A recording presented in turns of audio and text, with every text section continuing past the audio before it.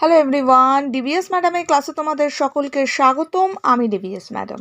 সবার আগে চ্যানেলটা সাবস্ক্রাইবের পর প্রত্যেকে নোটিফিকেশন অন রাখবে, যাতে যখন যখন ভিডিও আপলোড হোক তোমাদের কাছে পৌঁছে যায়।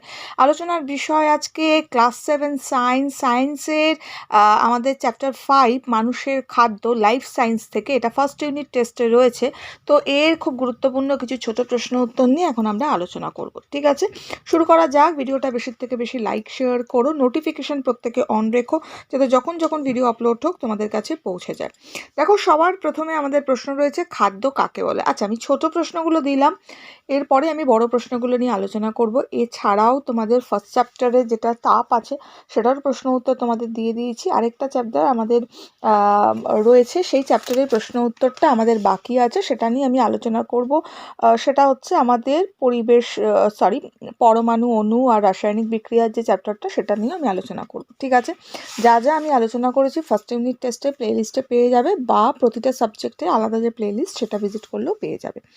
এখন শুরু করা যাক। আর ম্যাথ ডিভিএস ম্যাডামে ফলো করো, যারা আমাকে এখানে ফলো করো অবশ্যই ম্যাথ ডিভিএস ম্যাডামে কমেন্টস করবে, ম্যাথ ডিভিএস ম্যাডামে গণিত ফলো করো, ইংলিশটা ফলো করো। ওকে, দেখো, সবার প্রথমের প্রশ্ন, খাদ্য কাকে বলে? উত্তর আমরা লিখব, যে সমস্ত কঠিন, অর্ধকঠিন, তরল বা অর্ধতরল পদার্থ গ্রহণ, পরিপাক ও আত্তীকরণের মাধ্যমে জীবদেহে পুষ্টি বৃদ্ধি, ক্ষয়পূরণ, তাপ উৎপাদন, শক্তি উৎপাদন প্রভৃতি কার্য সম্পন্ন হয় এবং দেহের রোগ প্রতিরোধ ক্ষমতা গড়ে ওঠে, তাদেরকে খাদ্য বলে। ঠিক আছে, নেক্সট পরের প্রশ্ন বলছে অনাক্রমতা কাকে বলে? উত্তর লিখব, যে সমস্ত ক্ষমতা বলে কোনো উন্নত জীব তার দেহে প্রবেশকারী বিজাতীয় ক্ষতিকারক পদার্থ ও রোগ সৃষ্টিকারী জীবাণুকে প্রবেশ করতে বাধা দেয় বা তা ধ্বংস করে দেহকে সুস্থ ও নিরোগ রাখে, তাকে অনাক্রমতা বলে।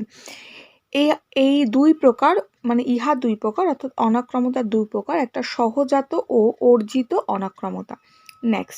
নেক্সট হচ্ছে খাদ্যের দুটি পরিপোষক ও দুটি অপরিপোষক উপাদানের নাম লেখো। উত্তর, পরিপোষক উপাদান হচ্ছে কার্বোহাইড্রেট ও প্রোটিন, অপরিপোষক উপাদান হচ্ছে খাদ্যতত্ত্ব ও অ্যান্টিঅক্সিডেন্ট। এটা খাদ্য তত্ত্ব হবে না, অ্যাকচুয়ালি খাদ্য তন্তু হবে, নয়তয় হস্যু হবে। ঠিক আছে, নেক্সট পরের প্রশ্ন হচ্ছে দেহ পরিপোষক খাদ্য বলতে কি বোঝায়? উত্তর লিখব, যে সমস্ত আহার্য বস্তু জীবের দেহ গঠন, বৃদ্ধি ও ক্ষয়পূরণ ও শক্তি উৎপাদনে সাহায্য করে, তাদের দেহ পরিপোষক খাদ্য বলে, যেমন কার্বোহাইড্রেট, প্রোটিন ও ফ্যাট।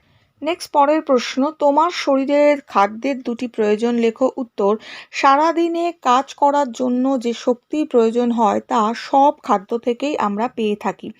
নেক্সট, নানা রোগ ও সমস্যার হাত থেকে বাঁচতে গেলে খাদ্যের প্রয়োজন হয়।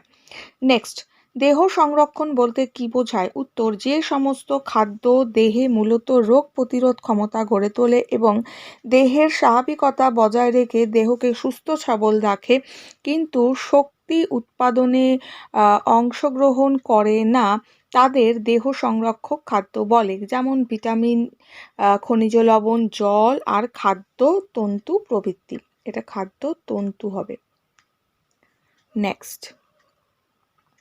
নেক্সট পরের প্রশ্ন বলেছে, দেহ গঠনের জন্য আমরা প্রধানত কত ধরনের শর্করা ব্যবহার করি? উত্তর, দেহ গঠনের জন্য আমরা প্রধানত দু ধরনের শর্করা ব্যবহার করি, যেমন গ্লুকোজ ও স্টার্চ বা শ্বেতসার এবং গ্লাইকোজেন। ঠিক আছে, এবার যেটা গ্লুকোজ সেটাকে আমরা বলবো মনোস্যাকারাইড, আর যেটা গ্লাইকোজেন সেটাকে বলবো পলিস্যাকারাইড।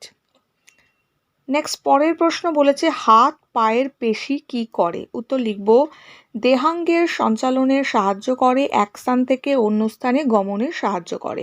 নেক্সট পরের প্রশ্ন, হৃৎপিণ্ডের কাজ কি? উত্তর লিখব, হৃৎপিণ্ড উন্নত প্রাণীদেহে সারা দেহে রক্ত সরবরাহ করে এবং রক্তের মাধ্যমে খাদ্য, অক্সিজেন, হরমোন, ভিটামিন প্রভৃতি দেহের সমস্ত কলাকোষে প্রেরণ করে।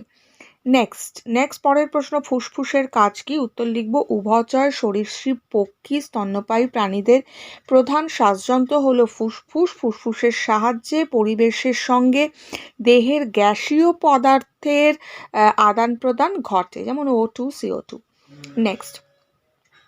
পরের প্রশ্ন, নেক্সট প্রশ্ন, কোনো শিশু বা বয়স্ক ব্যক্তি, এটা কোনো শিশু হবে, বয়স্ক ব্যক্তি দুধ বা দুগ্ধজাতীয় খাবার খাওয়ার পরে সমস্যায় ভোগেন কেন? উত্তর লিখব কোনো শিশু বা বয়স্ক ব্যক্তি দুধ বা দুগ্ধজাতীয় খাবার খাওয়ার পর সমস্যায় ভোগেন কারণ এই সমস্ত শিশু বা ব্যক্তিরা দুধের ল্যাকটোজকে হজম করতে পারে না। এই সমস্যাকে ল্যাকটোজ ইনটলারেন্স বলে। নেক্সট প্রশ্ন, অস্ত্রের দুটো কাজ কি? এটা ভুল এসছে প্রশ্নটা এটা হবে হচ্ছে অন্ত্রের দুটো কাজ কি? আচ্ছা, উত্তর লিখব অন্ত্রে গৃহীত খাদ্যের পরিপাক হয়। নেক্সট লিখব পরিপাকের পর উৎপন্ন খাদ্যের সারাংশ অন্ত্রে শোষিত হয়, এটা অন্ত্র হবে, অন্ত্রে শোষিত হয়। নেক্সট হচ্ছে শ্বেতসার হজম হয়ে কি উৎপন্ন হয়, এই পদার্থটির পরিণতি কি? উত্তর লিখব কার্বোহাইড্রেট জাতীয় খাবার বা শ্বেতসার হজম হওয়ার পর সরলতম অণু গ্লুকোজ উৎপন্ন হয়। আচ্ছা, সরলতম অণু গ্লুকোজ উৎপন্ন হয়। রক্তের মাধ্যমে গ্লুকোজ দেহের বিভিন্ন কোষে ছড়িয়ে পড়ে। কোষের ভিতর অক্সিজেনের সাহায্যে গ্লুকোজ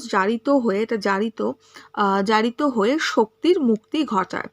নেক্সট, শর্করা জাতীয় খাদ্য থেকে সৃষ্ট দুটি সমস্যা উল্লেখ করো। উত্তর, শর্করা জাতীয় খাদ্য থেকে সৃষ্ট দুটি সমস্যা হলো মধুমেহ বা ডায়াবেটিস মেলিটাস।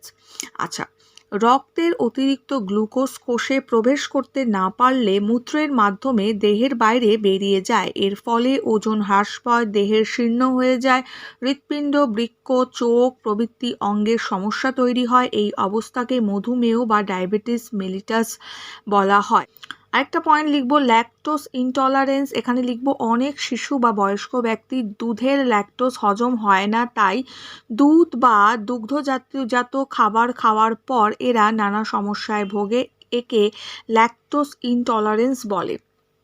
নেক্সট, ঊনপুষ্টি কাকে বলে? এটা ঊনপুষ্টি কাকে বলে? উত্তর আমরা লিখব ঊনপুষ্টি বা আন্ডার নিউট্রিশন, ভুল বা অনিয়মিত খাদ্য গ্রহণের ফলে পরিপোষকের অসম্পূর্ণতাজনিত রোগকে ঊনপুষ্টি বলে। শরীরে খনিজ লবণের ঘাটতিজনিত নানাবিধ রোগ বা সমস্যাগুলি ঊনপুষ্টি বা আন্ডার নিউট্রিশনের ফল এটা। নেক্সট হচ্ছে পুষ্টিমূল্য অনুযায়ী প্রোটিন কত প্রকার ও কি কি? উত্তর লিখব পুষ্টিমূল্য অনুযায়ী প্রোটিন দু প্রকার, যথা আমরা বলতে পারি প্রথম শ্রেণীর প্রোটিন বা সম্পূর্ণ প্রোটিন এবং দ্বিতীয় শ্রেণীর প্রোটিন বা অসম্পূর্ণ প্রোটিন। নেক্সট হচ্ছে প্রথম শ্রেণীর প্রোটিন কাকে বলে? উত্তর লিখব যে সমস্ত প্রোটিনের সবকটি অপরিহার্য অ্যামিনো অ্যাসিড পাওয়া যায় তাদের প্রথম শ্রেণীর প্রোটিন বলে। একে সম্পূর্ণ প্রোটিনও বলা হয়, যেমন মাছ, মাংস, ডিম প্রভৃতি সমস্ত প্রাণীজ প্রোটিন। নেক্সট হচ্ছে প্রাণীজ প্রোটিনকে প্রথম শ্রেণীর প্রোটিন বলা হয় কেন? উত্তর লিখব প্রাণীজ প্রোটিনে সবকটি অপরিহার্য অ্যামিনো অ্যাসিড উপস্থিত থাকে 9টি, ব্র্যাকেটে লিখব, তাই এই ধরনের প্রোটিন শক্তি উৎপাদনের ক্ষেত্রে আদর্শ, সেই জন্য প্রাণীজ প্রোটিনকে প্রথম শ্রেণীর প্রোটিন বলা হয়। নেক্সট, দ্বিতীয় শ্রেণীর প্রোটিন লিখব যে সমস্ত প্রোটিনে এক বা একাধিক অ্যামিনো অ্যাসিড অনুপস্থিত থাকে তাদের দ্বিতীয় শ্রেণীর বা অসম্পূর্ণ প্রোটিন বলে। ডালকে দ্বিতীয় শ্রেণীর প্রোটিন বলা হয় কেন? ডাল এক বা একাধিক অপরিহার্য অ্যামিনো অ্যাসিড অনুপস্থিত থাকে, এজন্য ডালকে দ্বিতীয় শ্রেণীর প্রোটিন বলা হয়। নেক্সট, মানুষের দেহে লিপিড সঞ্চারের স্থানগুলি উল্লেখ করো। উত্তর লিখব মানুষের দেহে হবে এটা, দেহে লিপিড সঞ্চারের স্থানগুলি হলো ঘাড়ে ও গলায়, বুকে ও পেটে, হাতের ওপরের দিকে, উরুতে। নেক্সট, চামড়ার নিচে লিপিড স্তরের প্রয়োজনীয়তা কি? উত্তর লিখব চামড়ার নিচে লিপিড স্তর থাকার ফলে দেহের অভ্যন্তরস্থ অঙ্গসমূহ বাহ্যিক আঘাতের হাত থেকে রক্ষা পায়, দেহে তাপ সংরক্ষিত হয়। নেক্সট প্রশ্ন, অতিরিক্ত প্রোটিন খেলে কি কি সমস্যা তৈরি হয়? উত্তর, অতিরিক্ত প্রোটিন খেলে গেটে বাত, আচ্ছা কিডনি স্টোন প্রভৃতি সমস্যা তৈরি হওয়ার সম্ভাবনা থাকে। নেক্সট, হৃদরোগীর লিপিড বা স্নেহ পদার্থ গ্রহণ বিপদের কারণ হতে পারে, এ সম্পর্কে তোমার মতামত? উত্তর, আচ্ছা হৃদরোগী লিপিড বা স্নেহ পদার্থ গ্রহণ বিপদের কারণ। এখানে স্পেলিংটা কিন্তু ভুল এসছে, এটা হৃদ হয় রি দয়, এটা হসন্ত আমরা লিখবো, রোগীর হবে, ঠিক আছে, হৃদরোগীর। আচ্ছা, হৃদরোগীর লিপিড বা স্নেহ পদার্থ গ্রহণ বিপদের কারণ হতে পারে। এদের ক্ষেত্রে লিপিড বা স্নেহ পদার্থ জাতীয় খাদ্য নিরাপদ নয়। বড় মাছ, পাঁঠার মাংস, ডিমের কুসুম গ্রহণ একেবারেই অনুচিত, কারণ এই সমস্ত খাবারে প্রচুর কোলেস্টেরল থাকে যা রক্তবাহের অন্তঃগাত্রে জমা হয়, ফলে অ্যাথেরোস্ক্লেরোসিস ঘটে এবং উচ্চ রক্তচাপ প্রকাশ পায়। নেক্সট, ভিটামিন কাকে বলে? উত্তর লিখব, যে সমস্ত জৈব দেহ সংরক্ষক পোষক খাদ্যে স্বল্প পরিমাণে উপস্থিত থেকে প্রাণীর স্বাভাবিক পুষ্টি ও বৃদ্ধিতে সাহায্য করে এবং দেহে রোগ প্রতিরোধ ক্ষমতা বৃদ্ধি করে, তাদের ভিটামিন বা খাদ্যপ্রাণ বলে। নেক্সট, ভিটামিনের শ্রেণীবিভাগ। উত্তর আমরা লিখব, ভিটামিন স্নেহ পদার্থ বা ফ্যাটের দ্রাব্য ভিটামিন, ভিটামিন এ, ডি, ই, কে, জলের দ্রাব্য ভিটামিন, ভিটামিন বি কমপ্লেক্স আর ভিটামিন সি, ঠিক আছে। নেক্সট হচ্ছে মানুষের দেহে ভিটামিনের দুটি গুরুত্ব লেখো। মানুষের দেহে হবে এটা, দেহে ভিটামিনের গুরুত্ব পয়েন্ট করে লিখব।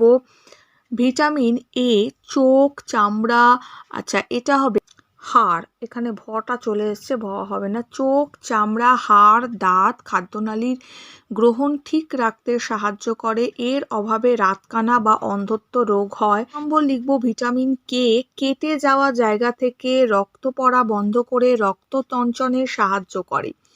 নেক্সট, পরের প্রশ্ন, ভিটামিন বি কমপ্লেক্সের অভাবজনিত উপসর্গগুলো। উত্তর লিখব, ভিটামিন বি এটা কমপ্লেক্স অভাবজনিত উৎসর্গ হলো ঠোঁট ফেটে যাওয়া এবং ঠোঁটের কোণে ঘা দেখা যাওয়া, চোখের নিচে ও নখ ফ্যাকাশে হয়ে যাওয়া, স্নায়ুর দুর্বলতা ঘটা, আচ্ছা অ্যানিমিয়া, তারপরে পাতলা পায়খানা ও স্মৃতিভ্রংশ সেটা বললেও হবে, ঠিক আছে। এগুলো হচ্ছে ভিটামিন বি কমপ্লেক্সের অভাবজনিত লক্ষণ।